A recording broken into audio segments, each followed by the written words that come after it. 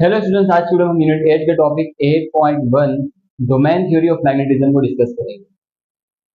Domain theory of magnetism को discuss करने से पहले हम बात करते हैं मैग्नेटिज्म के बारे में।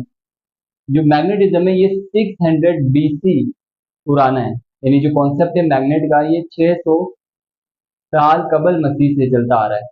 क्या होता है, बेसिकली एक जगह है मैग्नीशिया के नाम से, जहाँ पे फर्स्ट टाइम लोगों को एक स्टोन मिलता है जिसका नाम लॉर्ड स्टोन है। तो ये वो ऐसा स्टोन होता है जो आयरन को, लोहे को अपनी तरफ अट्रैक्ट करता है, खींचता है। तो वहां पे लोगों को ये स्टोन मिला, तो उस जगह की वजह से उस स्टोन का नाम, जो कि लॉर्ड स्टोन था, मैग्नेट रख दिया गया।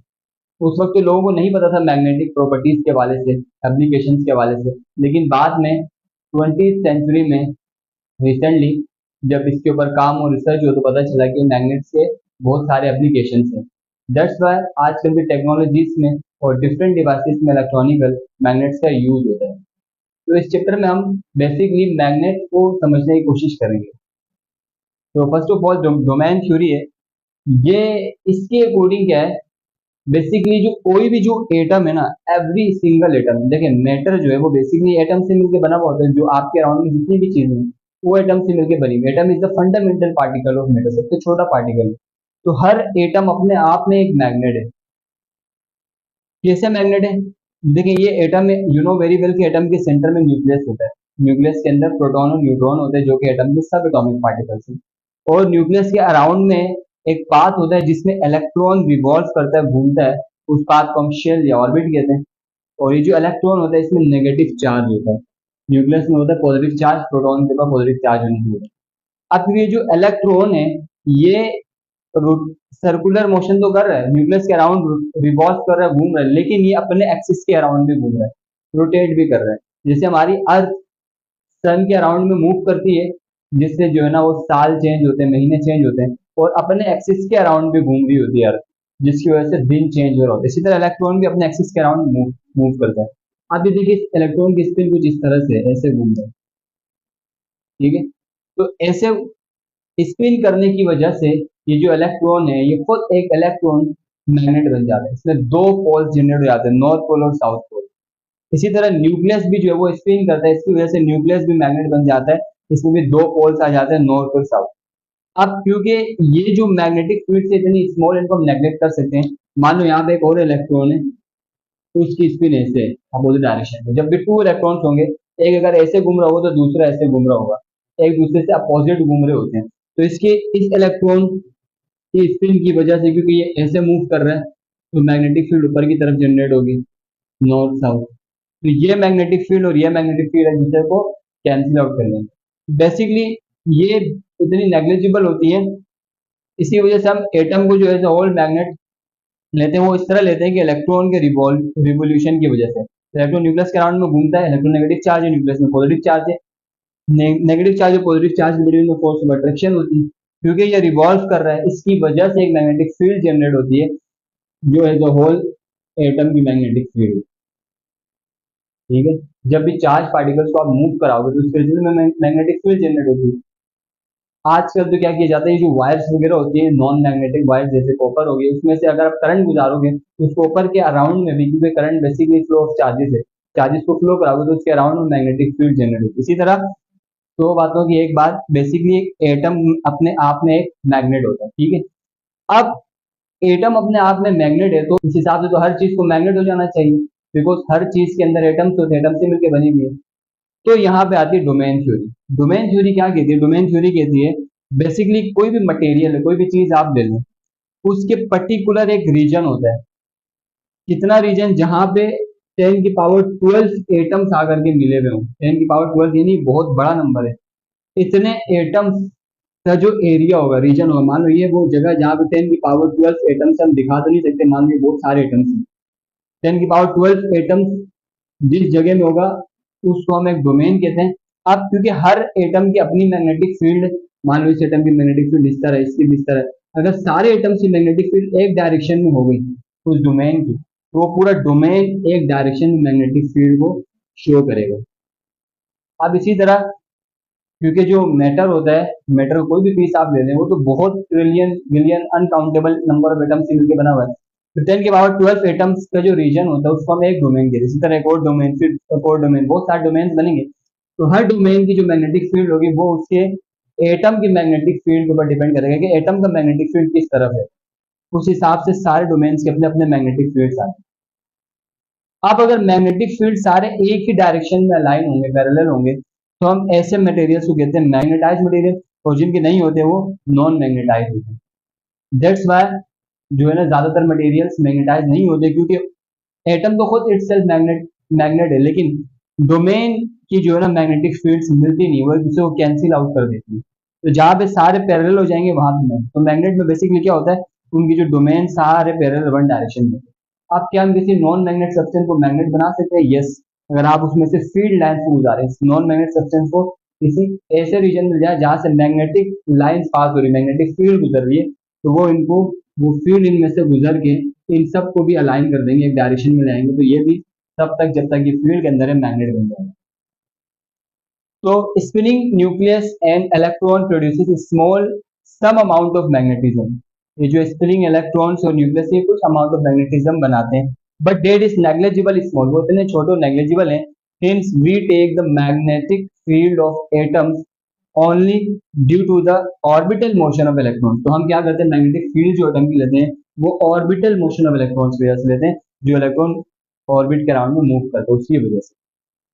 इन a sizable piece of material, एक पीस ऑफ मटेरियल, मानो एक piece of material, a group of atoms having parallel magnetic field make a domain. Parallel magnetic field रखने वाले जो, पैरेलल मैग्नेटिक फील्ड रखने वाले जो एटम्स है वो एक डोमेन बनाते हैं। तो डोमेन रफली कितने एटम्स का होता है? 10 पावर 12 एटम्स, और फ्यू का होगा, फ्यू मिलीमीटर का होगा वो। In unmagnetised materials the domains are randomly oriented. जो अनमैग्नेटाइज्ड मटेरियल होते हैं उनमें डोमेन रेंडमली ओरिएंटेड होते हैं आगे पीछे। While in a magnetized material the domains are aligned. जबकि मैग्नेटाइज्ड मटेरियल में डोमेन्स क्या होती है? अलाइंड होती है। इसके बाद नेक्स्ट जो टॉपिक है वो 8.1 है, फोर्स बिटवीन मैग्नेटिक पोल्स। तो मैग्नेटिक पोल्स जो मैग्नेट होंगे उनके पोल्स में क्या फोर्स होगी? यू नो वेरिएबल मैग्नेट के दो पोल्स होते हैं, नॉर्थ पोल और साउथ पोल। अगर आप किसी नॉर्थ पोल को अगले मैग्नेट के साउथ पोल के करीब लाओगे तो फोर्स ऑफ अट्रैक्शन होगी इनके बिटवीन में, ये एक दूसरे को क्या करेंगे? अट्रैक्ट करेंगे, ऐसे करके खींचेंगे, ठीक है। जबकि नॉर्थ नॉर्थ सेम पोल्स अगर आप लेकर के आओगे तो वो एक दूसरे को रिपेल करेंगे, पुश करेंगे पीछे की तरफ। In magnets like poles repel each other. Like poles क्या करते हैं? रिपेल करते हैं एक दूसरे को। While unlike poles attract each other, जबकि अनलाइक जो पोल्स होते हैं वो एक दूसरे को अट्रैक्ट करते हैं। अच्छा, ऐसे क्यों होता है हम आगे नेक्स्ट टॉपिक्स में डिटेल में पढ़ेंगे। हेलो स्टूडेंट्स, आज हम यूनिट 8 के टॉपिक 8.2 मैग्नेटिक फील्ड को डिस्कस करेंगे। तो कोई भी मैग्नेट जो है वो मोनोपोल नहीं होता। मोनो मतलब सिंगल, एक पोल वाला नहीं होता। हर मैग्नेट के दो पोल होते हैं, north pole and south pole. और हर मैग्नेट के अराउंड में एक पर्टिकुलर स्पेस होता है जिसमें वो मैग्नेट किसी दूसरे मैग्नेट को अपनी तरफ अट्रैक्ट करता है या फिर अपने से रिपेल करता है, दूर फेंकता है। वो जो रीजन है जिसके अराउंड मैग्नेट किसी भी अदर मैग्नेट या मैग्नेटिक मटेरियल को अट्रैक्ट या फिर रिपेल कर रहा है, उस रीजन को कहते हैं हम मैग्नेटिक फील्ड। मैग्नेटिक फील्ड को हम सिंबल B से रिप्रेजेंट करते हैं। The region or space around the magnet, the region or space around the magnet where it exerts a force on other magnet poles. जहां पे वो दूसरे मैग्नेट या मैग्नेटिक मटेरियल के ऊपर फोर्स लगा सकता है, उस रीजन को हम मैग्नेटिक फील्ड कहते हैं। जैसे हमारी अर्थ है, अर्थ के भी एक पर्टिकुलर स्पेस है, रीजन है जहां पे अर्थ की ग्रेविटी एक्ट होती है, जहां तक कि उस रीजन के अराउंड में कोई भी ऑब्जेक्ट आएगा तो वो अर्थ के सेंटर की तरफ मूव करेगा, गिरेगा। लेकिन उस रीजन के बाहर अगर कोई ऑब्जेक्ट है तो अर्थ उसको अपनी तरफ अट्रैक्ट नहीं कर सकते। जिस तरह मैग्नेट के भी मैग्नेटिक फील्ड रीजन से बाहर अगर कोई चीज ऑब्जेक्ट है तो वो उसको अपनी तरफ अट्रैक्ट या फिर रिपेल नहीं कर सकते। ये यूनिट है मैग्नेटिक फील्ड की वो टेस्ला है। टेस्ला में हम इंटेंसिटी, शिद्दत को मेजर करते हैं, मैग्नेटिक के मैग्नेट कितना स्ट्रॉन्ग है, ठीक है। फॉर एग्जाम्पल अगर कोई सब्सटेंस को यहाँ रखा हुआ आपने किसी चीज को, तो यहाँ पे मैग्नेटिक फील्ड ज्यादा फील करेगा substance as compare to here. जितना जितना मैटर आपको ऑब्जेक्ट मैग्नेट से दूर होते जाएगा उतनी कम मैग्नेटिक फील्ड वो ऑब्जेक्ट एक्सपीरियंस करेगा। फॉर एग्जाम्पल आप अगर सर्दियों में आग के आगे बैठे हैं या फिर हीटर के आगे बैठे हैं, तो जितना आप करीब होते हैं, डिस्टेंस जितना आपको कम होता है हीटर से, उतना आपको ज्यादा गर्मी फील होती है। जैसे जैसे आप दूर जाते जाते हैं उतनी आपको गर्मी कम लगती है। ठीक है, इसी तरह मैग्नेट का भी है। वाई? बिकॉज यहाँ पे जितना आप मैग्नेट के करीब आओगे उतनी मैग्नेटिक लाइंस बहुत ज्यादा होती हैं। ग्राफिकली हम जो है ना मैग्नेटिक फील्ड को ऐसे लाइन से दिखाते हैं ग्राफिकली। लेकिन अगर आप एक्सपेरिमेंटली लैब में देखना चाहें मैग्नेटिक फील्ड को, तो आप क्या कर सकते हैं, आप मैग्नेट को लें, बार मैग्नेट को, और उसके ऊपर आप आयरन फिलिंग छोड़, आयरन फिलिंग यानी आयरन लोहे का जो ना पाउडर टाइप होता है ब्लैक कलर का, वो ऊपर से ऐसे डाले पत्ती की तरह होता है। तो मैग्नेट के अराउंड में, आपकी बुक में बहुत अच्छी पिक्चर भी बनी हुई देख सकते हैं, मैग्नेट के अराउंड में पर्टिकुलर डायरेक्शन में फैलेगा, जिससे आप बिल्कुल इस डायरेक्शन में आ जाए। इससे आप आइडिया लगा सकते हैं कि मैग्नेटिक फील्ड जो लाइन से वो इस तरह बन रही है। इसके अलावा आप कंपास के थ्रू, कंपास जो होता है आपने अक्सर देखा होगा डायरेक्शन देखने के लिए हम यूज करते हैं उसको, उसके थ्रू भी मैग्नेटिक फील्ड लाइंस की डायरेक्शन भी आप नोट कर सकते हो। कि किसी भी कंपास को अगर आप मैग्नेट के करीब लेकर के आ जाते हो, जैसे मैं यहाँ पे किसी एक कंपास को ले आता हूँ जिसमें नीडल है, तो जब मैं मैग्नेट के करीब आऊंगा तो उससे जो नीडल है वो हमेशा पॉइंट करेगी नॉर्थ पोल की तरफ, नॉर्थ पोल की तरफ। तो यहाँ जैसे मैंने यहाँ पे एक कंपास रखा, वो मैग्नेटिक फील्ड लाइंस की डायरेक्शन को बताएगी। अगर मैं यहाँ पे रखता हूँ किसी, तो वो कुछ इस तरह से नीडल दिखाएगी। यहाँ पे रखूंगा तो कुछ इस तरह से, यहाँ पे अगर मैं कंपास रखूंगा तो कुछ इस तरह से। ऐसे हम कंपास से इसको मिलाते जाएंगे तो हमें डायरेक्शन पता लगते रहेगी मैग्नेटिक फील्ड की। इसी तरह इस डायरेक्शन में भी ये एक्सपेरिमेंट आप लैब में भी करके देख सकते हैं। आपकी जो है ना साइंस लैब में होंगे कंपास वगैरह, और उसको आप मैग्नेट के साथ टच करके देखें तो आपको मैग्नेटिक फील्ड लाइंस दिखेंगे। नाउ कोई जो वायर होती है, कोई भी वायर जिसमें से अगर आप करंट पास कर, आई मीन करंट पास करा रहे हो, तो वहां पे जो मैग्नेटिक फील्ड जनरेट होंगी उसका आइडिया आप कैसे लगा सकते हो। अगर आपको पता है डायरेक्शन ऑफ करंट ऊपर की तरफ है, तो आप अपने हाथ को ऐसे रखें, राइट हैंड को ऐसे रखें डायरेक्शन ऑफ करंट की तरफ, जैसे ऊपर की तरफ जा रहा है करंट की डायरेक्शन में हम होना चाहिए। अभी जो फिंगर जो कर्व होंगे ना, कर्व होंगे, ये बताएगी मैग्नेटिक फील्ड डायरेक्शन। तो मैग्नेटिक फील्ड ऐसे है। अगर करंट नीचे से आ रहा होगा, ऊपर से नीचे की तरफ आ रहा होगा, तो थंब को नीचे की तरफ करेंगे तो मैग्नेटिक फील्ड लाइन की डायरेक्शन उस तरफ होगी। नेक्स्ट है magnetic field of a bar magnet. एक बार मैग्नेटिक फील्ड अभी हमने डिस्कस कर लिया। Bar magnet is a rectangular part of a material. किसी भी मटेरियल का रेक्टेंगुलर पार्ट को हम बार मैग्नेट बोलते हैं, और उसकी जो मैग्नेटिक फील्ड है वो आप कंपास के थ्रू, आयरन फिलिंग के थ्रू मैग्नेटिक फील्ड की डायरेक्शन को, और मैग्नेटिक फील्ड को, मैग्नेटिक फील्ड मतलब जैसे आपने आयरन फिलिंग उसके ऊपर रख दिया मैग्नेट के ऊपर, तो जहां जहां तक सर्कुलर पाथ बन रहा है, थोड़ा आपको लग रहा है कि शेप यहाँ में दिख रही है, वहां तक का रीजन होगा बार मैग्नेट का, कि वहां तक वो किसी भी चीज को अट्रैक्ट या रिपल कराएगा। और उसकी जो डायरेक्शन होगी, जो फॉर्म बनी हुई होगी इस तरह से, उसको आप उस डायरेक्शन से आप समझ जाएंगे, तो फिर कंपास से आप डायरेक्शन समझ जाएंगे मैग्नेटिक फील्ड की डायरेक्शन किस तरह। बेसिकली ज्यादातर जो है ना नॉर्थ पोल से मैग्नेटिक फील्ड की डायरेक्शन निकलती है और साउथ पोल की तरफ जाती है, नॉर्थ से साउथ की तरफ, नॉर्थ से साउथ की तरफ। तो नॉर्थ से निकलती है मैग्नेटिक फील्ड लाइंस और साउथ की तरफ जाती है मैग्नेटिक फील्ड लाइंस, और मैग्नेट के अंदर साउथ से नॉर्थ की तरफ फील्ड्स ट्रेवल करती है। Next topic, the direction of magnetic field lines. ये जो मैग्नेटिक फील्ड लाइंस होती है, इनकी डायरेक्शन कैसे पता चलेगी? इनकी डायरेक्शन पता चलेगी नॉर्थ पोल टेस्ट के थ्रू। नॉर्थ पोल टेस्ट क्या होता है? ये एक बार मैग्नेट है हमारे पास, इस बार मैग्नेट के करीब हम एक अदर मैग्नेट को लाएंगे, उसके नॉर्थ पोल को इसकी तरफ लेके आएंगे, तो इसको कहते हैं नॉर्थ पोल टेस्ट। मान लीजिए मैग्नेट है, तो मैं इसके पास एक और मैग्नेट को लाऊंगा जिसका नॉर्थ पोल इसकी तरफ होगा। अब इससे हमें आइडिया होगा, जब हम इस नॉर्थ पोल को आगे लेके आएंगे, अगर तो नॉर्थ पोल रिपल्जन फील कर रहा है कि करीब नहीं आ पा रहा है, ठीक है, रिपल्जन फील कर रहा है, तो इसका मतलब ये होगा कि इस वक्त इस रीजन पे मैग्नेटिक फील्ड बाहर की तरफ है, मैग्नेटिक फील्ड लाइन किस तरफ है, बाहर की तरफ है, आउटवर्ड है। तो इससे हमें आइडिया हो जाएगा कि ये इस मैग्नेट का नॉर्थ यहाँ पे, ठीक है। देखिए नॉर्थ पोल पता करने के लिए अदर मैग्नेट का आपको नॉर्थ पोल पता होना चाहिए।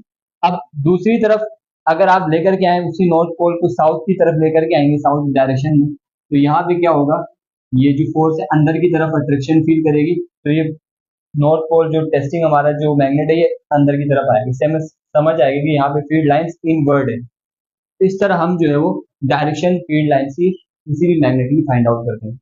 Next topic is relative strength of magnetic field. Magnetic field के रिलेटिव स्ट्रेंथ, कि एक मैग्नेट और दूसरे मैग्नेट की मैग्नेटिक फील्ड में से किस मैग्नेट की मैग्नेटिक फील्ड ज्यादा है।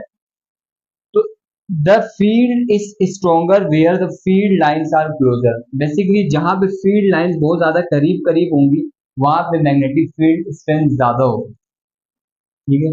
While the field is weaker where the field lines are further apart. और जहां पे फील्ड लाइंस एक दूसरे से दूर दूर है वहां पे फील्ड बहुत कम होता है। अब यहाँ पे हम देखेंगे तो एक न्यूट्रल जोन आ जाता है। अगर हम नॉर्थ पोल को साथ लेंगे, क्योंकि नॉर्थ पोल में से मैग्नेटिक फील्ड लाइन बाहर आती है, दूसरे में से भी बाहर आ रही है, तो एक दूसरे को वो रिपल कर रहे हैं, पीछे की तरफ पुश कर रही है।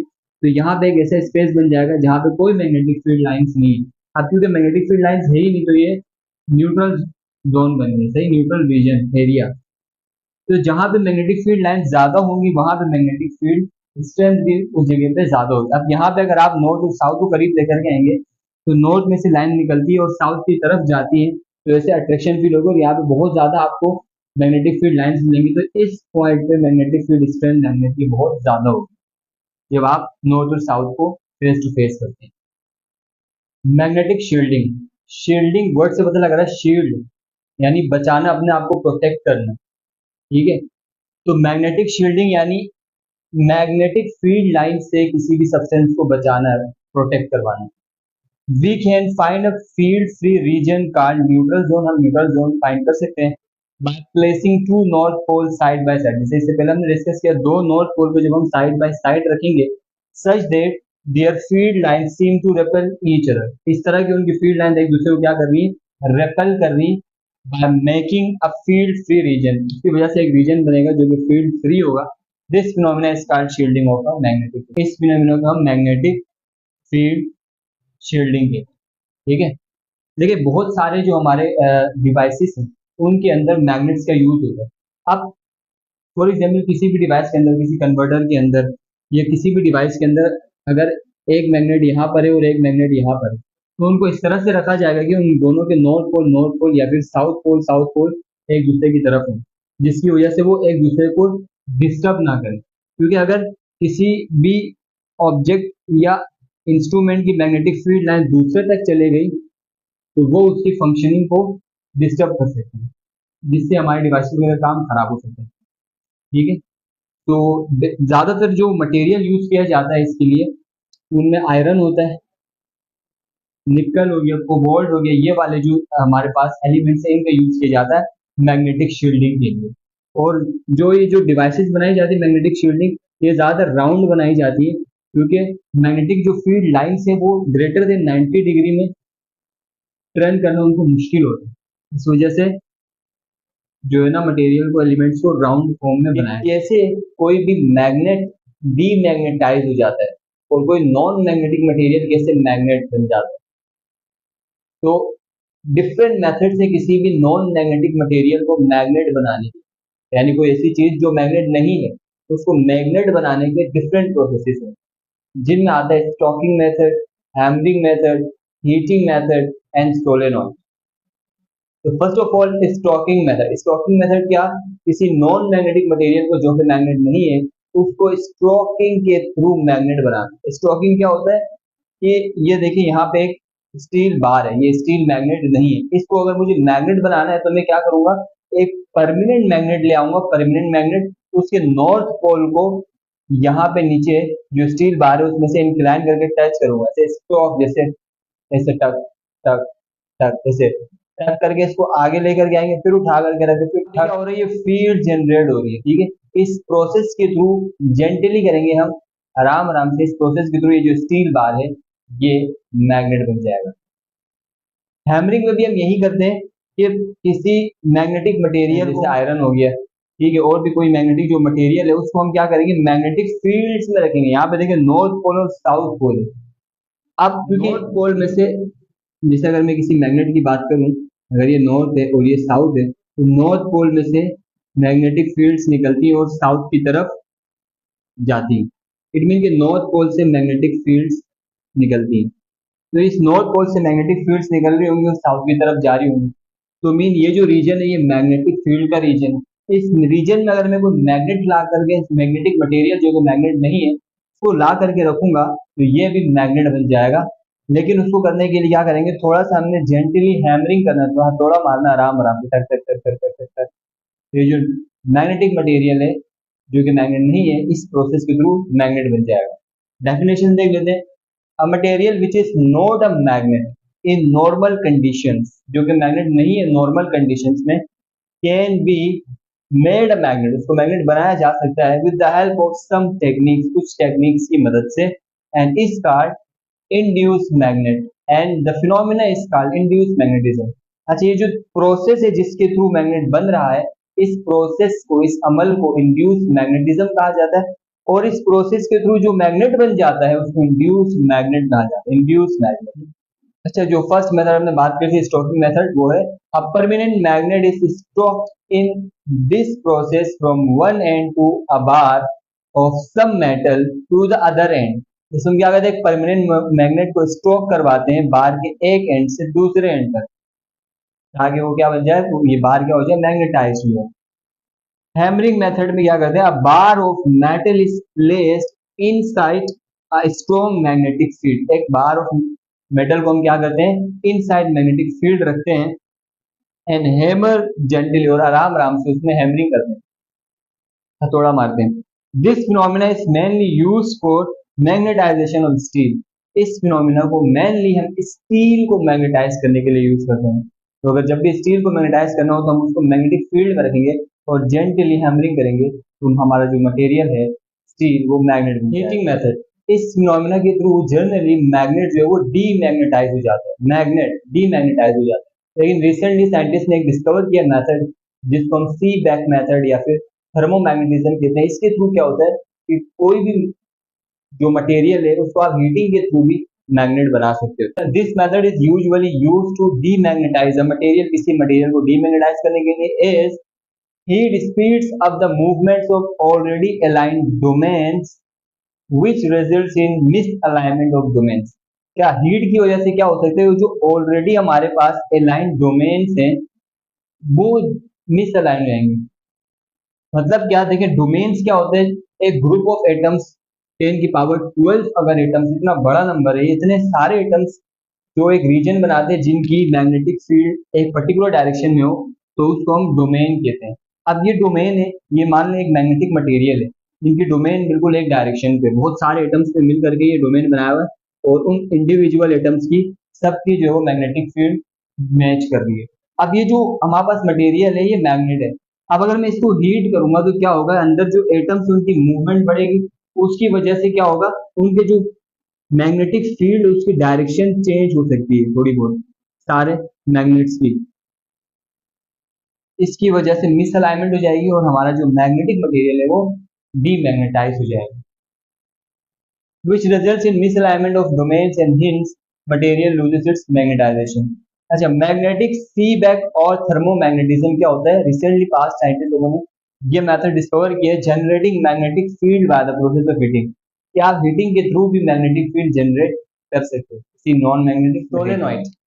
सोलेनॉइड बेसिकली क्या होता है, किसी भी मेटल के अराउंड में किसी वायर को रैप करना, यानी कोई भी मेटल जैसे कील ले लो या फिर कोई लोहे की रोड ले लो, उसके अराउंड, मान लो एक लोहे की रोड है, उसके अराउंड अगर आप कॉपर वायर को, फॉर एग्जांपल कॉपर वायर क्या होता है, कॉपर वायर जैसे आपके घरों में जो बिजली की तारें हैं जिसके थ्रू पूरा इलेक्ट्रिक सिस्टम चल रहा है, वो वाली वायर इंसुलेशन के साथ, नंगी नहीं, इंसुलेशन के साथ अगर मैं उस वायर को, मान लो ये वायर है, उस वायर को इस रोड के ऊपर ऐसे रैप कर दूं, लपेटूं, ठीक है, लपेटने के बाद उसके दोनों सिरों को मैं किसी बैटरी के साथ जोड़ दूं या किसी इलेक्ट्रिक सोर्स के साथ जोड़ दूं। यानी बेसिकली हमें करना क्या है, इस वायर में से करंट को गुजारना है। अब करंट को जब हम गुजारेंगे इस वायर में से, तो इस वायर में मैग्नेटिक फील्ड जनरेट होगी। वो मैग्नेटिक फील्ड ये जो अंदर जो रोड है लोहे की या फिर जो स्टील या कील है, उसको मैग्नेट बना देगी। ये जो मैग्नेट है जो अभी बना है इस करंट की वजह से वायर को लपेट करके, इसको हम सोलेनॉइड कहते हैं। और ये टेम्परेरी मैग्नेट होते हैं क्योंकि जब तक आप इनमें से करंट गुजारोगे तब तक मैग्नेट है, जैसे करंट बंद हो गया ये मैग्नेटिक प्रॉपर्टी भी इनकी खत्म हो जाएगी, वो ये डीमैग्नेटाइज हो जाएंगे। ये जो मैग्नेट बना है सोलेनॉइड, इसकी जो मैग्नेटिक फील्ड वो बिल्कुल सेम है रियल मैग्नेट की तरह। रियल मैग्नेट जैसे हमारे पास ये नॉर्थ पोल, ये साउथ पोल, तो रियल मैग्नेट की मैग्नेटिक फील्ड क्या होती है, नॉर्थ पोल से निकलती है साउथ की तरफ जाती है, नॉर्थ पोल से निकलती है साउथ की तरफ जाती है, ठीक है, नॉर्थ पोल से बाहर आती है, साउथ पोल से अंदर जाती है। तो ये हमारी मैग्नेटिक फील्ड्स होती है रियल मैग्नेट की। बिल्कुल इसी तरह सोलेनॉइड की भी होती है, यहाँ से फील्ड निकलेंगे, अगर ये इसका नॉर्थ होगा और ये साउथ होगा तो यहाँ की तरफ जाएंगे ऐसे, बिल्कुल ऐसे रिजेंबल सेम अंदर की तरफ। यहाँ से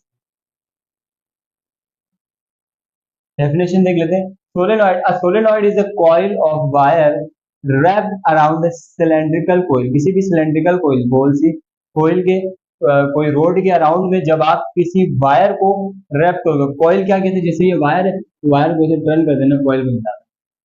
the magnetic field of the solenoid resembles with the field of a bar magnet, इसकी जो मैग्नेटिक फील्ड है वो बार मैग्नेट की तरह। फॉर डायरेक्ट करंट डीसी, अच्छा अगर मैं इस सोलेनॉइड में से डायरेक्ट करंट गुजारूं, यानी किसी बैटरी के थ्रू करंट गुजारूं, डीसी करंट, डायरेक्ट करंट, उसके सिंबल बिल्कुल स्ट्रेट करंट, उसकी पोलैरिटी चेंज नहीं होती, यानी अगर डायरेक्ट करंट हम इसमें से गुजारते हैं बैटरी का, तो अगर ये नॉर्थ बना तो ये नॉर्थ ही रहेगा, ये साउथ बना तो ये साउथ ही रहेगा। लेकिन अगर मैं अल्टरनेटिंग करंट गुजारूं, जो हमारे घरों में आ रहा होता है करंट बिजली, अगर मैं वो करंट गुजारूं इसमें से अल्टरनेटिंग करंट, तो क्या होगा, उसकी पोलैरिटी चेंज होती रहेगी। पोलैरिटी मतलब कभी ये साउथ पोल बनेगा, कभी ये नॉर्थ पोल बनेगा, तो कभी ये नॉर्थ पोल बनेगा, तो कभी ये साउथ पोल बनेगा। Y?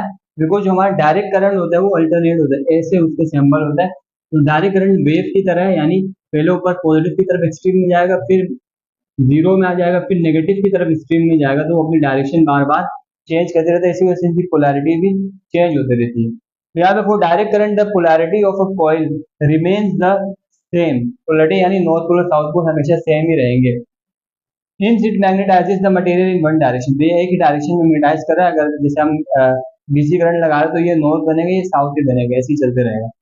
For alternating current the polarity of solenoid changes after every half cycle, हर हाफ साइकिल के बाद, यानी यहाँ से यहाँ तक हाफ, ये कंप्लीट साइकिल कहलाता है, ये हाफ साइकिल, फिर ये हाफ साइकिल, हर हाफ साइकिल के बाद क्या होती रहेगी, पोलैरिटी चेंज होती रहेगी। And in first half cycle it magnetises the material in one direction, एक हाफ साइकिल में अगर एक डायरेक्शन में मैग्नेटाइज किया, मान लो पहले हाफ साइकिल में ये नॉर्थ बन गया, ये साउथ बन गया, ठीक है, in one direction, then magnetises it, ठीक है, एक डायरेक्शन में मैग्नेटाइज कर लिया। In second half cycle it magnetises the material in opposite direction and then demagnetises it. और देखिए फर्स्ट हाफ साइकिल में क्या होगा, ये मैग्नेटाइज, ये नॉर्थ, ये साउथ बना, फिर ये डीमैग्नेटाइज होगा, कोई पोल नहीं है, सही, क्योंकि करंट बिल्कुल जीरो पे आ गया दोबारा से।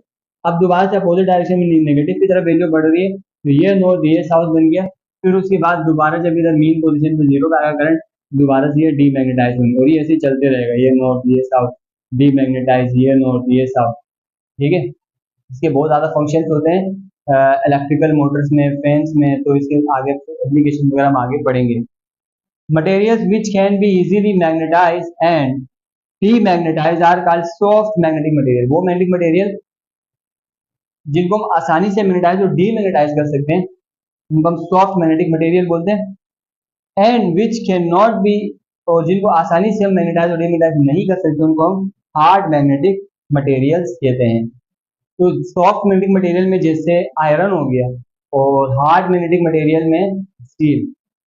मैग्नेटिक फील्ड ऑफ सोलेनॉइड, किसी भी सोलेनॉइड की मैग्नेटिक फील्ड को हम इस फॉर्मूले के थ्रू बता सकते हैं। तो इस फॉर्मूले में क्या क्या है, सबसे पहले B equal to mu naught n I, यहाँ पे B का मतलब है magnetic field strength, it is the strength of magnetic field having unit Tesla.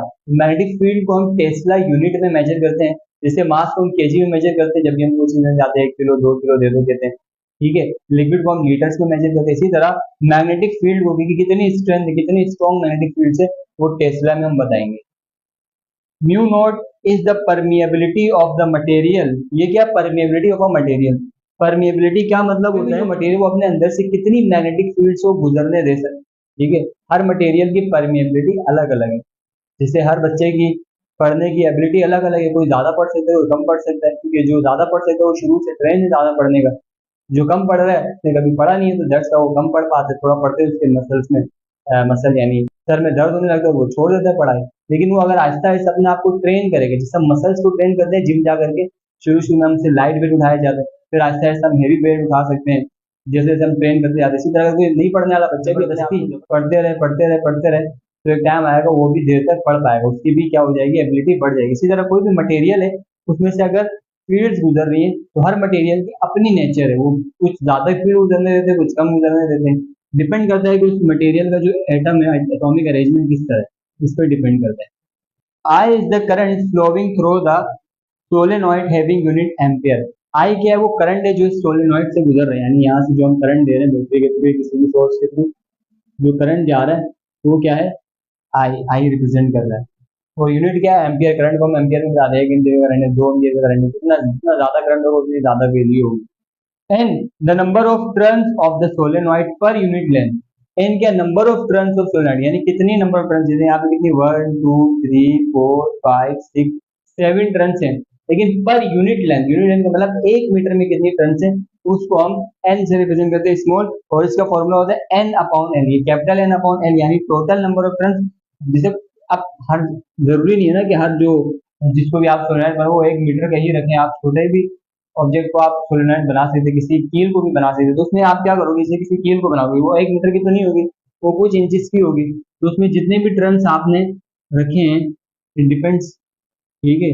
तो नंबर ऑफ टर्न्स को आप काउंट करोगे, जैसे यहाँ पे कितने 1 2 3 4 5 6 7 जो भी है 6, चलो 6 नंबर ऑफ टर्न्स है। यूनिट लेंथ सेंटीमीटर में भी हो सकती है और डिफरेंट यूनिट्स में हो सकती है। मान लें फॉर एग्जांपल ये जो यूनिट लेंथ है दिस इज 10 सेंटीमीटर।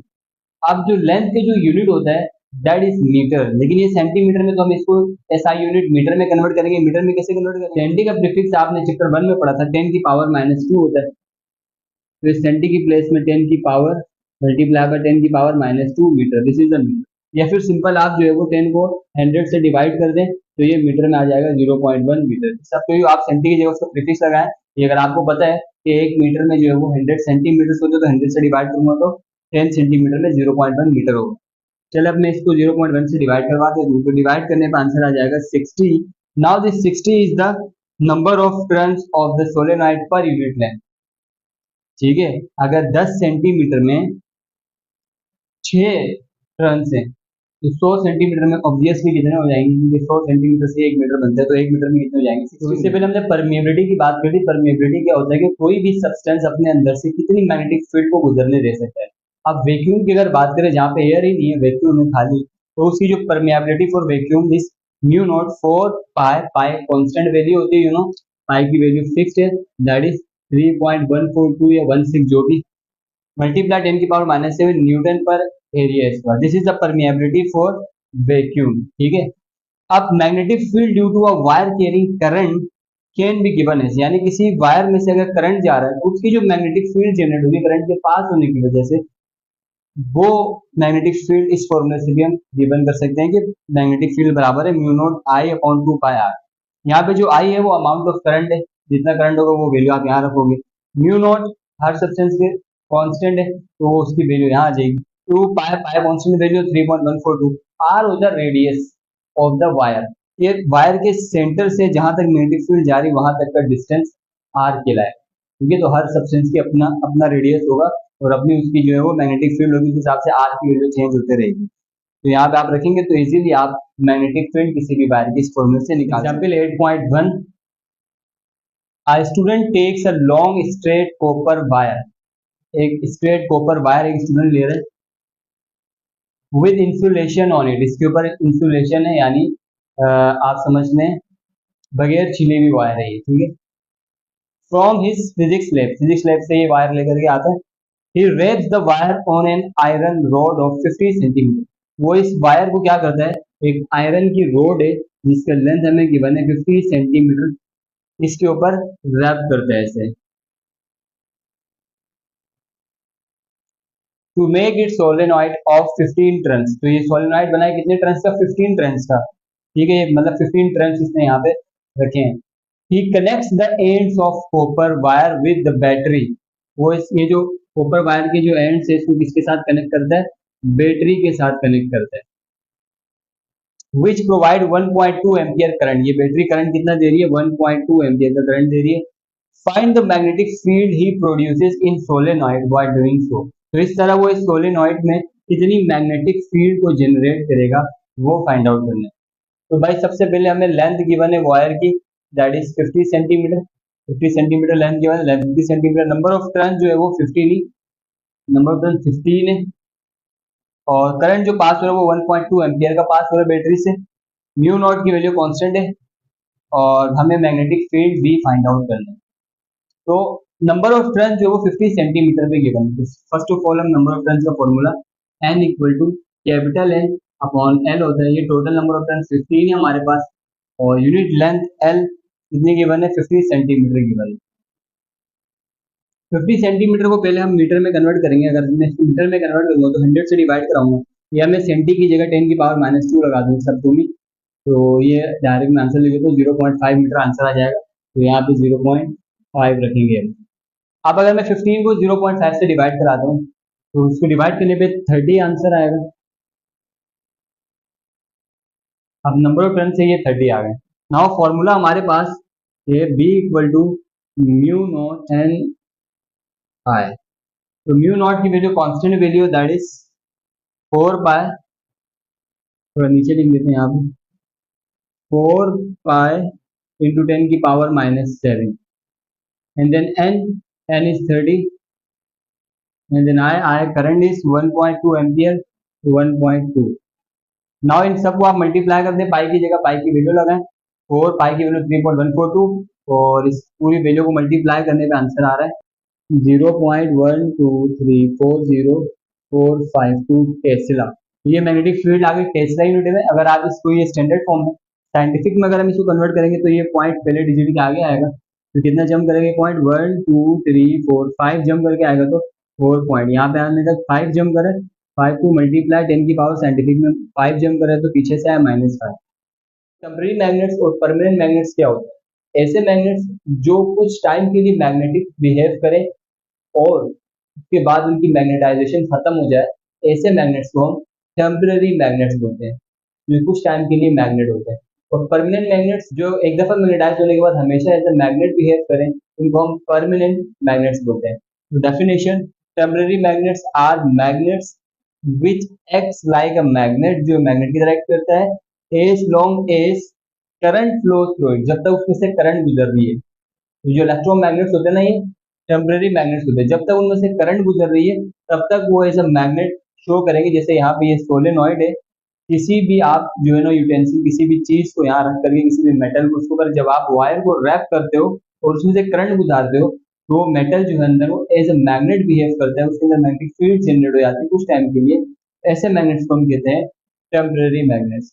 एग्जाम्पल में है आयरन नेल्स, आयरन की कील्स वगैरह, screws, metal bolts, nut bolt वगैरह, किचन यूटेंसिल्स, किचन में जितनी भी चीजें हैं, बर्तन वगैरह। तो जब तक करंट गुजर रहा है तब तक ये मैग्नेट है, करंट स्टॉप हो गया तो ये एज अ मैग्नेट बिहेव नहीं करेंगे, इसकी मैग्नेटाइजेशन भी खत्म हो जाएगी। जबकि परमानेंट मैग्नेट्स क्या होते हैं, are magnets which magnetize once, जो एक दफा मैग्नेट बन गए, and does not lose its magnetization by itself, तो फिर खुद से अपनी मैग्नेटाइजेशन खत्म नहीं करेंगे, and has its own magnetic field, और उनकी अपनी मैग्नेटिक फील्ड होती है। एग्जाम्पल आयरन और, आयरन और क्या होता है, जो आयरन रॉ फॉर्म में जमीन से हम निकालते हैं, जिनमें अदर इम्प्योरिटीज भी इंक्लूड होती है आयरन के साथ, उसको हम आयरन ओर कहते हैं। कोबाल्ट ये भी एक मेटल है, एलिमेंट है पीरियोडिक टेबल का। निकल ये भी एक एलिमेंट है, एडीसी। तो ये सारे जो है ये as a permanent magnet behave करते हैं। यहाँ पे मैंने एक परमानेंट मैग्नेट बनाया जिसके दो पोल है, नॉर्थ पोल और साउथ पोल। अब मैग्नेट्स जो है वो डिफरेंट शेप्स और साइजेस के होते हैं, जरूरी नहीं कि मैग्नेट ऐसे ही देखें। आपने अक्सर देखा होगा वो सर्कुलर टाइप के मैग्नेट्स जो कि ब्लैक कलर के होते हैं, या फिर आपने अपने लैब में ऐसे इस टाइप के बार मैग्नेट देखे होंगे, या फिर आपने सी टाइप वाले मैग्नेट्स देखे होंगे जिनमें रेड और ब्लू कलर होता है और नॉर्थ और साउथ पोल लिखा होता है। तो सारे मैग्नेट्स ऐसे नहीं होते, सही है।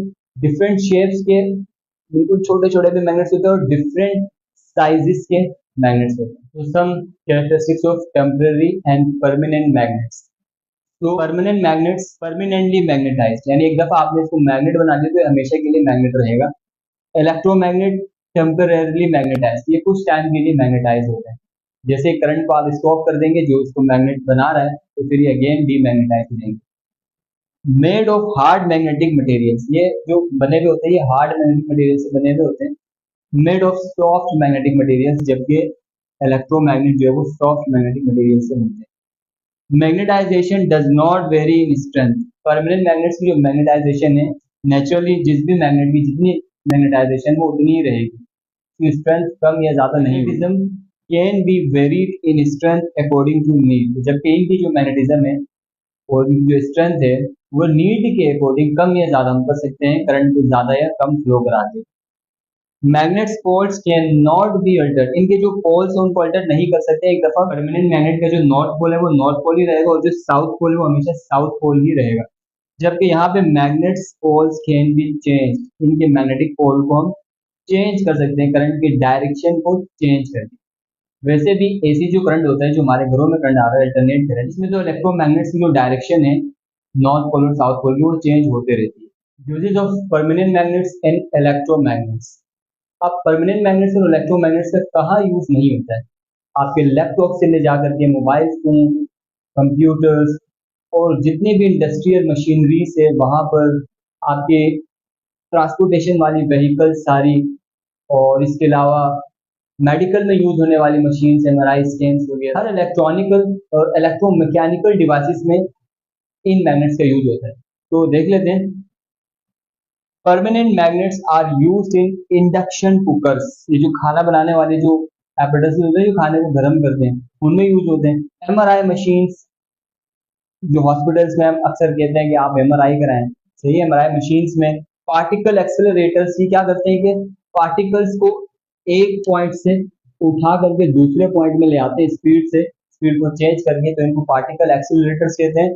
ट्रांसफार्मर्स आपने देखोगे आपके घर के बाहर जो है ना पोल्स में लगे हुए होते हैं, जो हमारे घर तक करंट को, इलेक्ट्रिसिटी को पहुंचाने में मदद करते हैं, यहाँ यूज होते हैं। एरोस्पेस यानी स्पेस में जाने वाले जितने भी आपके व्हीकल्स हैं, जिनमें रॉकेट्स आ जाते हैं, सैटेलाइट्स वगैरह, इन सब में, मेडिकल में जितनी भी मशीनरीज वगैरह, उनमें भी हमारे परमानेंट मैग्नेट्स और इलेक्ट्रोमैग्नेट्स का यूज होता है। सेमीकंडक्टर्स, ये वो मेटल्स होते हैं जिनमें से कभी करंट गुजरता है, कभी नहीं गुजरता है, कभी ये मेटल की तरह बिहेव करते हैं, कभी ये नॉन मेटल की तरह बिहेव करते हैं, तो इनके साथ भी मैग्नेट्स का यूज होता है। एंड एनर्जी इंडस्ट्रीज, और जितनी भी इंडस्ट्रीज है जो एनर्जी बना करके देती है, इलेक्ट्रिसिटी कन्वर्ट करके देती है और different forms of energy create करती है, उन सारी इंडस्ट्रीज में इन मैग्नेट्स का यूज होता है। परमानेंट मैग्नेट्स का जो है ना यूज वहां पे होता है जहां पे आप इलेक्ट्रिसिटी को नहीं पहुंचा सकते हो, और वहां पे आपको मैग्नेटिक फील्ड जनरेट करनी, तो वहां पे परमानेंट मैग्नेट्स का यूज होता है। जबकि इलेक्ट्रोमैग्नेट्स ये होते हैं टेम्पररी मैग्नेट्स होते हैं, ये इनकी जो स्ट्रेंथ है वो कम या ज्यादा हो सकती है, डिपेंड करता है इलेक्ट्रिसिटी के ऊपर। ये वो wide range of daily life application, इनकी डेली लाइफ एप्लीकेशन यानी डेली लाइफ में इस्तेमाल इनका बहुत ज्यादा चीजों पे ये यूज होते हैं। लाइक इन इलेक्ट्रोमैकेनिकल यानी बिजली के थ्रू चलने वाली चीजें हैं जो मूवमेंट क्रिएट करती है इलेक्ट्रिसिटी की वजह से, जैसे हमारे घरों के पानी के मोटर्स हो गए, जनरेटर्स हो गए, गाड़ियां वगैरह हो गई, इन सब हैं, ये सारे इलेक्ट्रोमैकेनिकल कहलाते हैं। एंड इलेक्ट्रॉनिक्स जैसे लैपटॉप, मोबाइल, एलईडी, एलसीडी वगैरह, इन सब में भी मैग्नेट्स का यूज होता है, इलेक्ट्रोमैग्नेट्स का यूज होता है, और ये डिफरेंट साइज और शेप्स के होते हैं। Most of the home appliances, और घर में यूज होने वाली ज्यादातर चीजें use electromagnetism as basic working principal.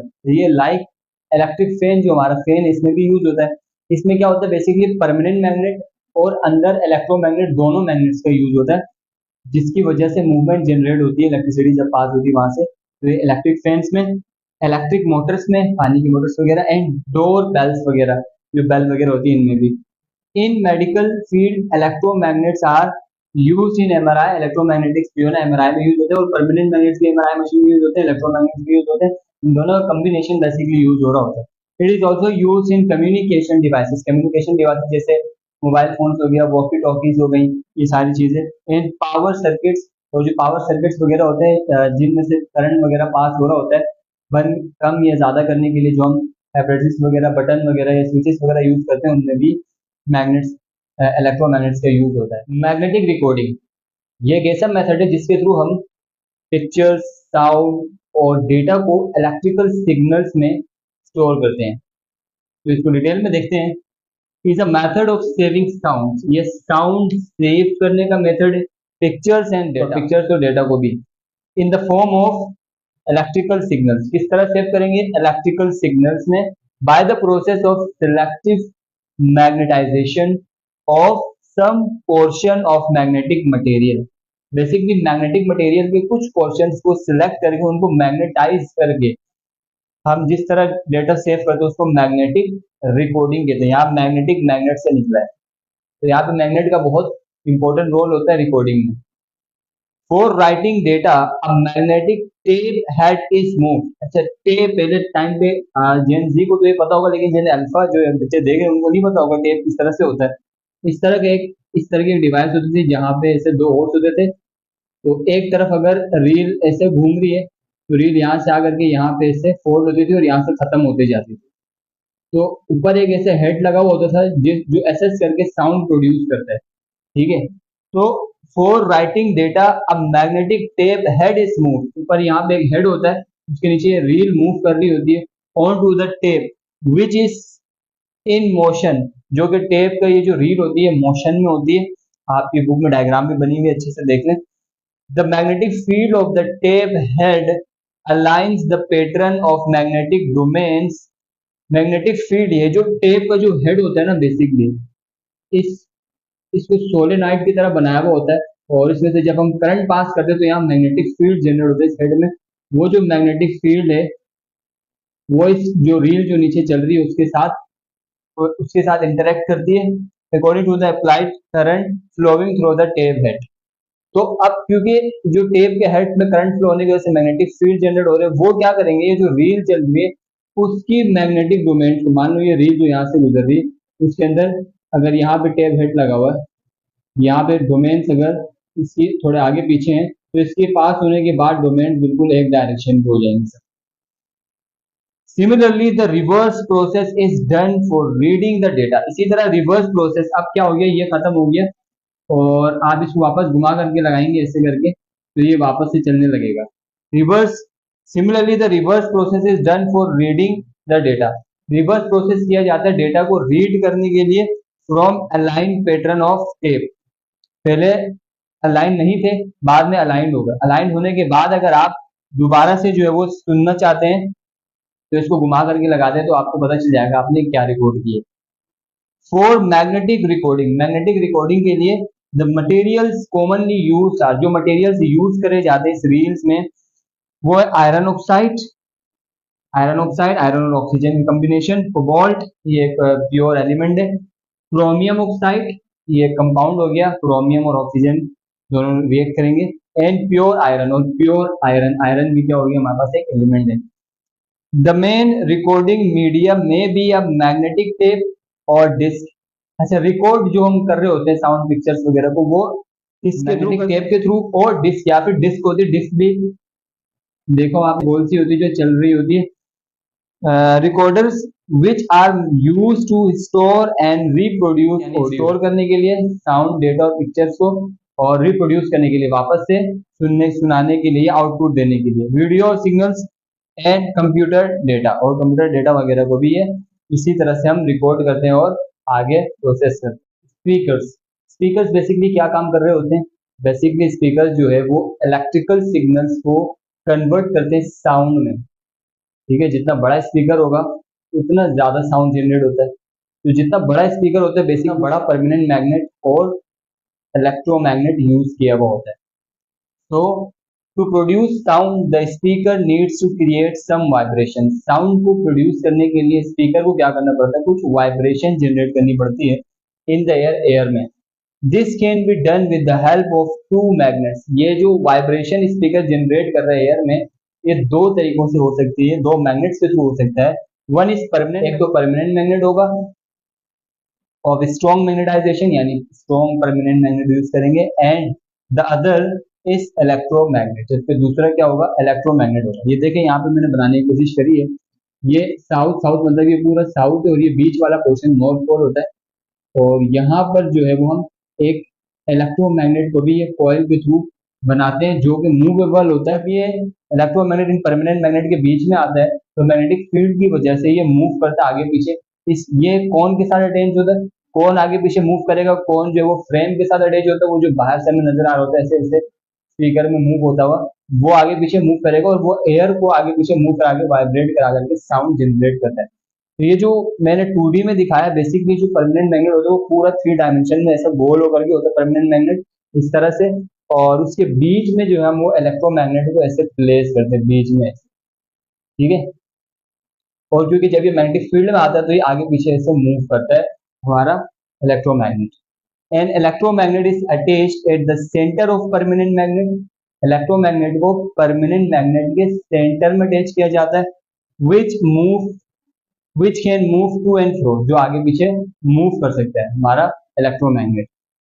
Is the cone is attached to the electromagnet. जैसा कि कोन जो है वो अटैच होती है इलेक्ट्रोमैग्नेट के साथ with the to and fro motion of electromagnet, क्योंकि कोन अटैच है, जब electromagnet to and fro move करेगा it vibrates and produce sound, तो कोन भी मूव करेगा टू एंड फ्रो और ये फ्रेम को वाइब्रेट करा करके साउंड जनरेट करेगा।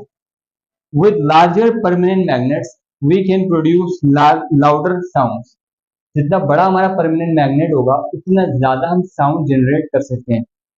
Microphones also use magnets in their functioning but in reverse direction.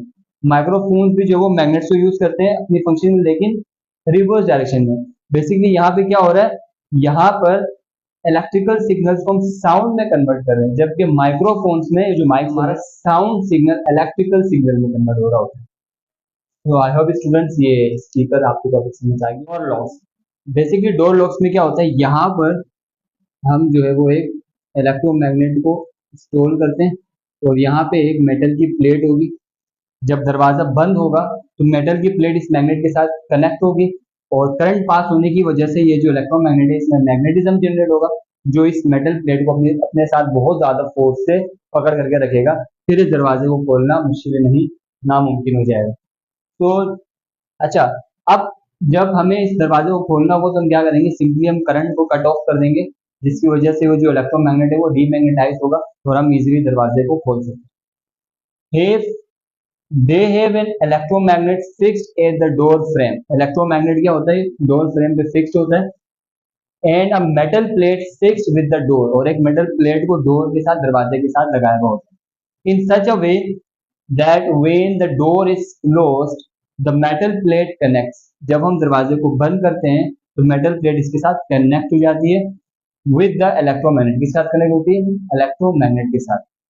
When the current passes through the electromagnet it attracts the metal plate, current electromagnet से पास होता है तो ये प्लेट को अट्रैक्ट करता है विद ह्यूज फोर्स, बहुत ज्यादा फोर्स के साथ, so that to open door is difficult, ताकि दरवाजा खोलना मुश्किल हो जाए।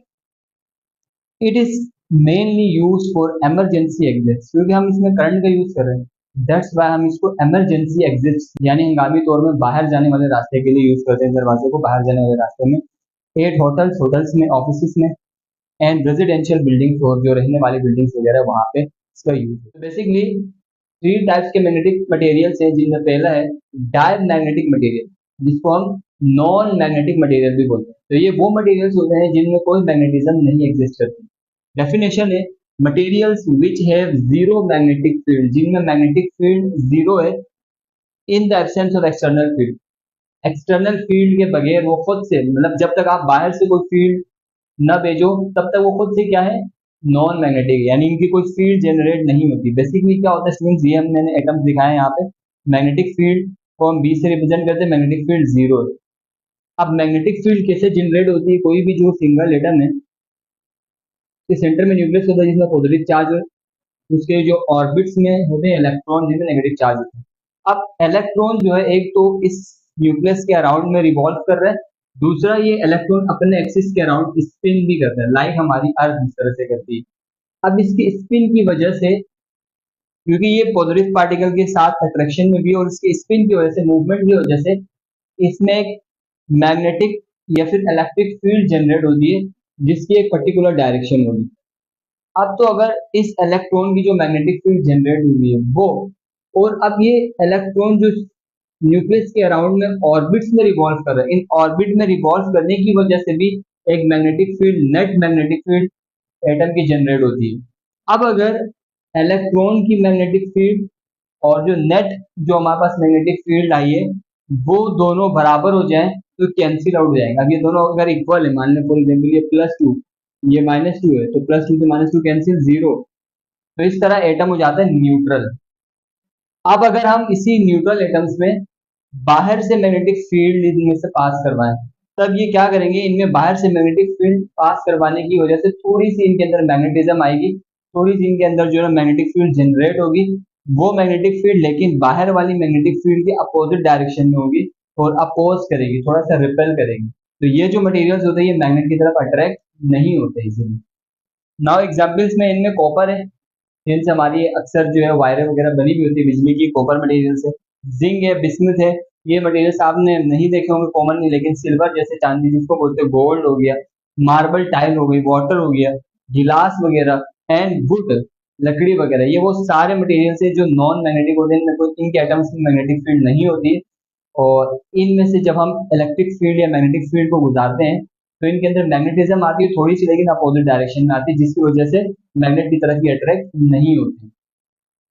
नेक्स्ट है पैरा मैग्नेटिक मटेरियल, थोड़े बहुत मैग्नेटाइज होते हैं। डेफिनेशन है materials which have non zero magnetic field, यानी इनकी मैग्नेटिक फील्ड थोड़ी बहुत होती है। अब यहाँ पे देखते हैं मैग्नेटिक फील्ड है पर्टिकुलर डायरेक्शन में, in the absence of external field, बाहर की फील्ड लगाए बगैर भी, यानी फील्ड इसमें से नहीं गुजारा आप कोई मैग्नेटिक फील्ड, तब भी इनमें मैग्नेटिज्म होती है, क्योंकि इनके जो इलेक्ट्रॉन और नेट जो रिजल्ट है, नेट जो मैग्नेटिक फील्ड है वो कैंसिल आउट नहीं होती, तो इनमें थोड़ी बहुत मैग्नेटिज्म होती है, लेकिन वो मैग्नेटिज्म हर डोमेन की। अब डोमेन क्या होता है, बहुत सारे एटम्स मिल करके एक रीजन बनाते हैं, जिसको हम डोमेन बोलते हैं। इस डोमेन की मैग्नेटिक फील्ड अगर इस तरफ है तो इसकी इस तरफ है, तो ये दोनों एक दूसरे को कैंसिल आउट कर रहे हैं।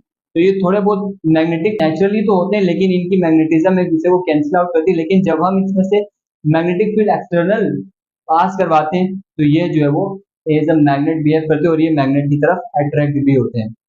बस इतने स्ट्रॉन्ग नहीं होते, लेकिन ये non magnetic material diamagnetic material से काफी अच्छे होते हैं। एग्जाम्पल में है टंगस्टन हो गया, एल्यूमिनियम हो गई, लिथियम हो गया एंड सोडियम। ये सारे पीरियोडिक टेबल के एलिमेंट्स है, सोडियम, लिथियम फर्स्ट ग्रुप के मेंबर्स है, आई थिंक एल्यूमिनियम और टंगस्टन वगैरह etc। नेक्स्ट है फेरोमैग्नेटिक मटेरियल्स, ये होते हैं प्योर मैग्नेटिक मटेरियल्स, ये बहुत ज्यादा स्ट्रॉन्गली मैग्नेट की तरफ अट्रैक्टेड हो जाते हैं। इनके जो मैग्नेटिज्म होती है वो काफी होती है, काफी ज्यादा इनकी मैग्नेटिक फील्ड स्ट्रॉन्ग होती है इनके एटम्स की।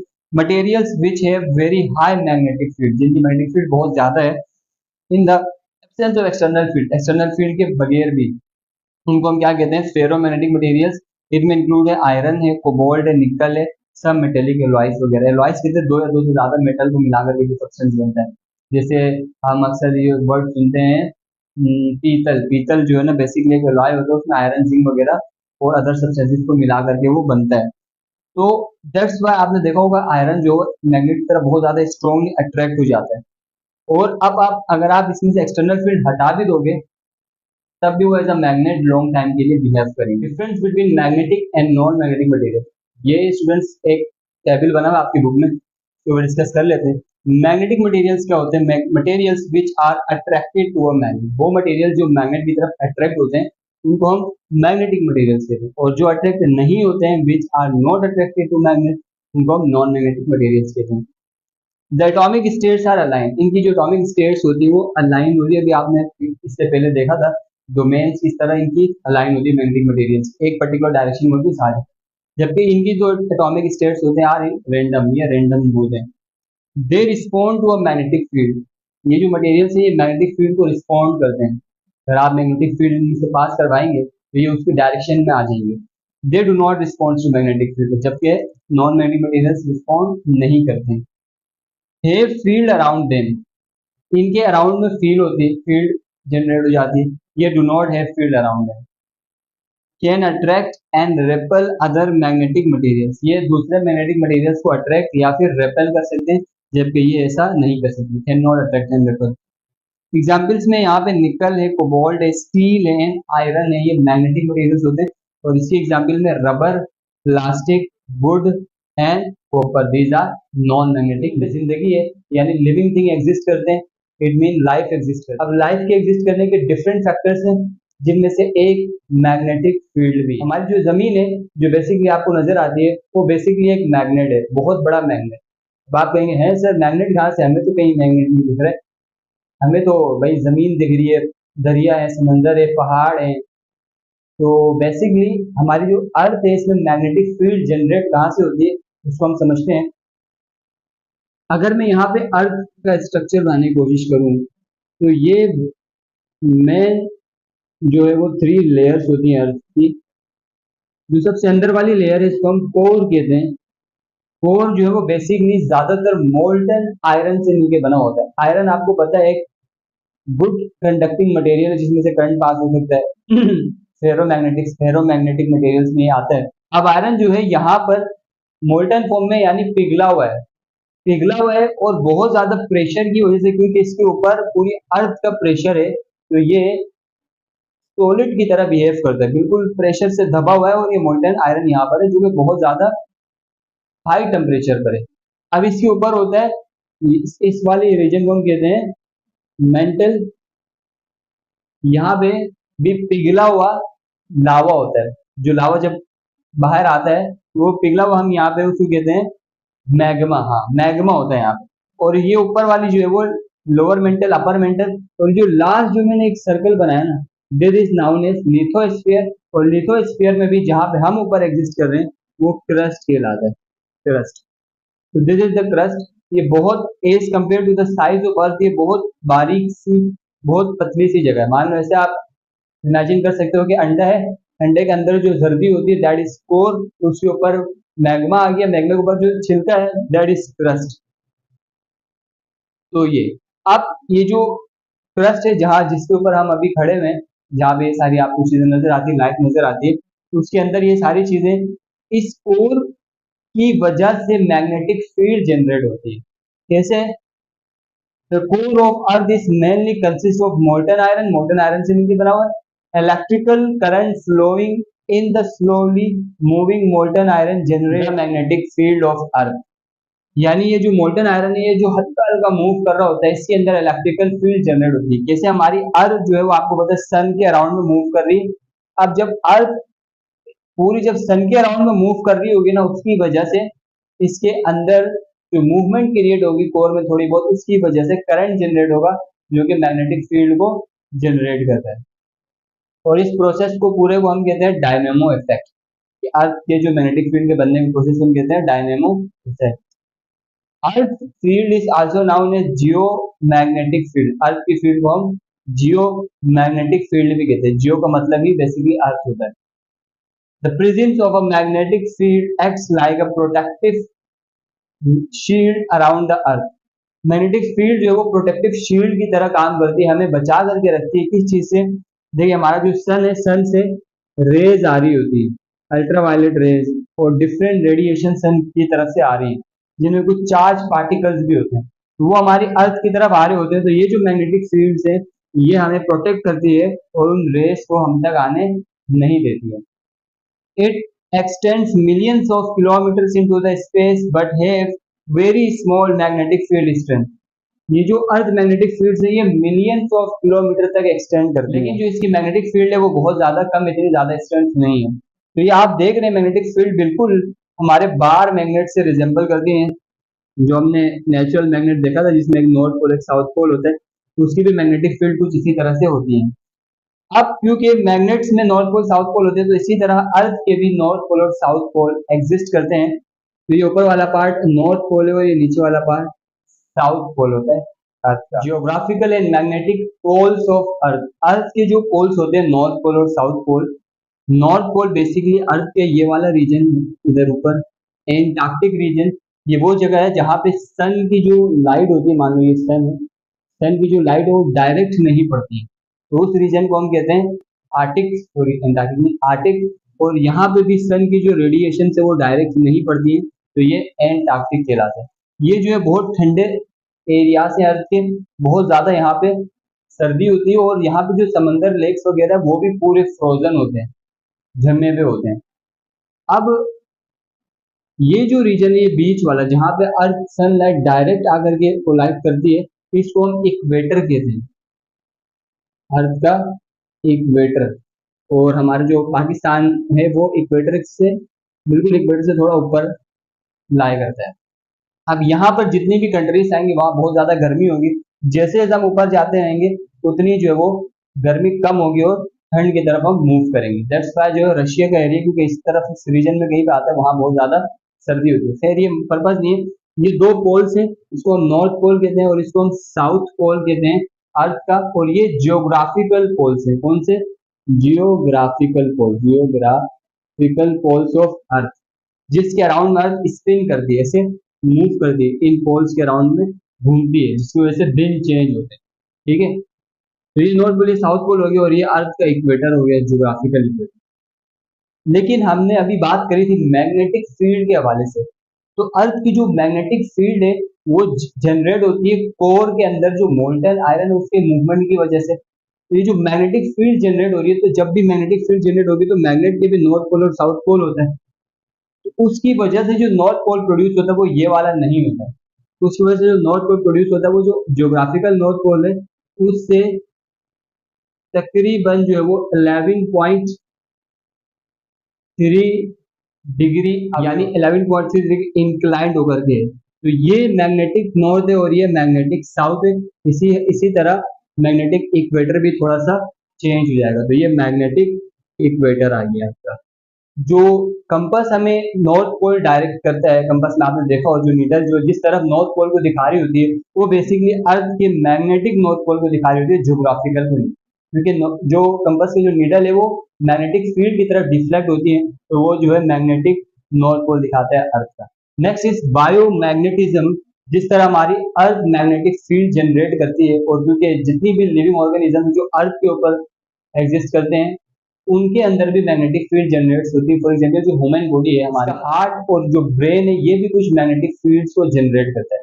दैट्स वाई हम जब भी ट्रीटमेंट के लिए अपनी डिजीजेस को डायग्नोज करना चाहते हैं तो डिफरेंट टेस्ट्स होते हैं। उनमें से एक ECG भी है जो कि इलेक्ट्रोमैग्नेटिक कैलिग्राफी कहलाता है। इसके थ्रू हमें हमारा हार्ट इसके थ्रू हमें हमारा हार्ट और जो ब्रेन वो कैसे फंक्शन कर रहा है पता चलता है। तो इसके अलावा बर्ड्स एंड एनिमल्स भी जो है वो मैग्नेटिक फील्ड को जनरेट करते हैं। फॉर एग्जाम्पल अगर मैं कबूतर की बात करूं तो पहले जमाने में मैसेजेस को सेंड करने के लिए कबूतरों का यूज किया जाता था। अभी जो कबूतर होते हैं ये कैसे अपनी डायरेक्शन को इंडिकेट करते हैं, पर्टिकुलरली इन्हें कैसे पता चलता है कि हमें किस तरफ मूव करना है। तो कबूतर की जो चोंच होती है इसमें कुछ ऐसे आयरन के क्रिस्टल्स नेचुरली एग्जिस्ट करते हैं जो अर्थ के नॉर्थ पोल की तरफ उसको डायरेक्ट करते हैं। तो वो उस आयरन क्रिस्टल्स की मदद से अर्थ के नॉर्थ पोल को इंडिकेट करती है और उसी डायरेक्शन में मूव करके वो अपनी डेस्टिनेशन को फाइंड करती है, उसको रेफरेंस बनाकर। इसी तरह और भी अदर एनिमल्स है जैसे वेल्स वगैरह हैं।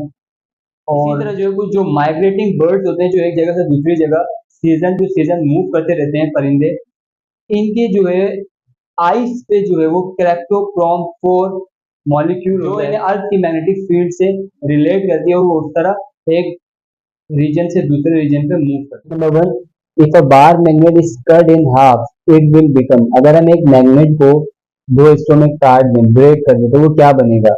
अ monopole, unmagnetized, the same magnet, magnet of less strength. तो जब भी हम किसी भी मैग्नेट को ब्रेक करते हैं तो दोबारा उसमें अगेन नॉर्थ और साउथ पोल बन जाता है, तो मैग्नेट सेम ही रहता है, द सेम मैग्नेट। ठीक है। Which one is the quickest method to magnetize a material.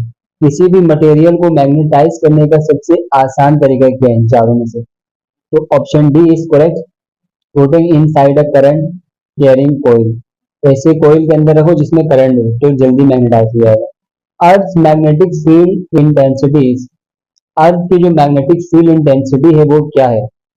वो जो है ना हर जगह सेम रहती है, या फिर इक्वेटर में ज्यादा हो जाती है, या पोल में कम हो जाती है, या फिर जो है वेरीज प्लेस टू प्लेस है? तो इसका डी ऑप्शन करेक्ट है, वेरीज प्लेस टू प्लेस। और the cause of earth magnetic field is. Earth magnetic field की वजह क्या है? तो ये चार ऑप्शन गिवन है जिनमें से करेक्ट ऑप्शन ये डी है, motion of ions in the core. Core के जो अंदर आयंस होते हैं आयरन के, उनकी मोशन की वजह से। ठीक है, ये आप चैप्टर आप अच्छे से पढ़ेंगे तो आपको समझ आएगी ये बात। Material which is the best one for making a permanent magnet. तो एक परमानेंट मैग्नेट बनाने के लिए जो मटेरियल सबसे अच्छा है वो कौन सा मटेरियल है? तो सॉफ्ट आयरन है, निकल है, कोबाल्ट है, फिर steel. Steel. Material which is the best one for making an electromagnet. किसी इलेक्ट्रोमैग्नेट बनाने के लिए कौन सा मटेरियल सबसे अच्छा है? सॉफ्ट आयरन है, निकल है, कोबाल्ट है, स्टील। तो जो है अच्छा इलेक्ट्रोमैग्नेट बनाने के लिए soft iron is the best. 7, a sensitive magnetic material is to shielded by the external magnetic field. It should be kept inside a box. इस बॉक्स के अंदर रखें कि एक्सटर्नल मैग्नेटिक फील्ड से जो सेंसिटिव मैग्नेटिक मटेरियल है वो बचे। वुड में, प्लास्टिक में, स्टील में, या फिर सॉफ्ट आयरन में? तो इसका जो करेक्ट आंसर है वो सॉफ्ट आयरन में, डी। 8 है magnetic field lines. Magnetic field lines क्या होती हैं। सही है, तो इसकी जो करेक्ट ऑप्शन है वो सी है, आर क्लोज मैग्नेटिक लाइन्स एक दूसरे के करीब करीब होती है। 9, when two current carrying wire in the same direction are placed parallel near each other, जब दो तार हैं जिनमें करंट हो उनको अगर पैरेलल रखें, due to magnetic field placed by each wire they, तो वो क्या करेंगे, एक दूसरे को रिपेल करेंगे, अट्रैक्ट करेंगे या फिर क्या करेंगे। तो जो 9 को जो करेक्ट ऑप्शन है that is B, attract each other, एक दूसरे को अट्रैक्ट करेंगे। सही। And last and 10 MCQs, which of the following material is ferromagnetic, इन चारों ऑप्शन में से कौन सा फेरोमैग्नेटिक है। फेरोमैग्नेटिक ऐसे मटेरियल को बोलते हैं जिसको मैग्नेटिक बनाया जा सकता है, जिसको हम जिसमें मैग्नेटिक क्वालिटीज को पैदा कर सकते हैं, उनको कहते हैं फेरोमैग्नेटिक। तो जो दैट इज निकल बी इज द जिसको हम इजीली फेरोमैग्नेटिक बना सकते हैं। आई होप एमसीक्यू सारे क्लियर है आपको। अब हम इस चैप्टर का जो है न्यूमेरिकल सॉल्व करते हैं। Now we will solve chapter number 8 magnetism का न्यूमेरिकल। तो एक ही न्यूमेरिकल है, न्यूमेरिकल रिस्पांस क्वेश्चन में बस यही न्यूमेरिकल इसको हम सॉल्व करेंगे। न्यूमेरिकल है, find the magnetic field due to a wire at 10 centimetre if 1.3 current is passing through the wire। Numerical में हमें मैग्नेटिक फील्ड फाइंड आउट करनी है, 10 सेंटीमीटर की वायर है, अगर उसमें से 1.3 का करंट गुजारे हैं तो सही है। तो ये जो 10 सेंटीमीटर है ये रेडियस गिवन है, आर से रिप्रेजेंट करते हैं हम इसे, radius is 10 centimetre. First centimetre को मीटर में कन्वर्ट करेंगे, कैसे करते हैं, या तो आप सेंटीमीटर की जगह से प्रीफिक्स लगा लें 10 की पावर -2, या फिर आप 10 को 100 से डिवाइड कराएं, बिकॉज वी नो दैट कि 1 मीटर में 100 सेंटीमीटर, तो इसे 100 से डिवाइड कराएंगे तो आंसर बनेगा 0.1 मीटर। कन्वर्ट हो गया। नाउ 1.3 एम्पियर करंट, करंट का सिंबल होता है आई, करंट की बने कितना 1.3 एम्पियर, और करंट कैसे एम्पियर ही, तो इसको ऐसे ही रहने देंगे। पासिंग थ्रू द वायर, हमें फाइंड आउट करना है मैग्नेटिक फील्ड, मैग्नेटिक फील्ड का सिंबल है वो बी है। अच्छा, तो अब मैग्नेटिक फील्ड का सिंबल तो बी है, लेकिन मैग्नेटिक फील्ड को यूज करने से पहले जो है ना, हमें यहाँ पे कांस्टेंट वैल्यू लिखनी है जो कि म्यू नॉट की है, जो कि परमिएबिलिटी कांस्टेंट कहलाता है। ये कांस्टेंट वैल्यू है म्यू नॉट 4 पाई इंटू 10 की power -7 newton per area square, ये कांस्टेंट वैल्यू आएगी। और हमें मैग्नेटिक फील्ड फाइंड आउट करना है, तो मैग्नेटिक फील्ड का सिंबल है वो बी से रिप्रेजेंट करते हैं। ठीक है, सोल्यूशन, फर्स्ट मैग्नेटिक फील्ड का फॉर्मूला लगेगा, वी नो दैट, यहाँ पे देखिए दो टाइप के मैग्नेटिक फील्ड के फॉर्मूला से, तो यहाँ पे रेडियस वाला लगेगा, तो magnetic field we know that B equal to mu naught I upon 2 pi R, this is the formula.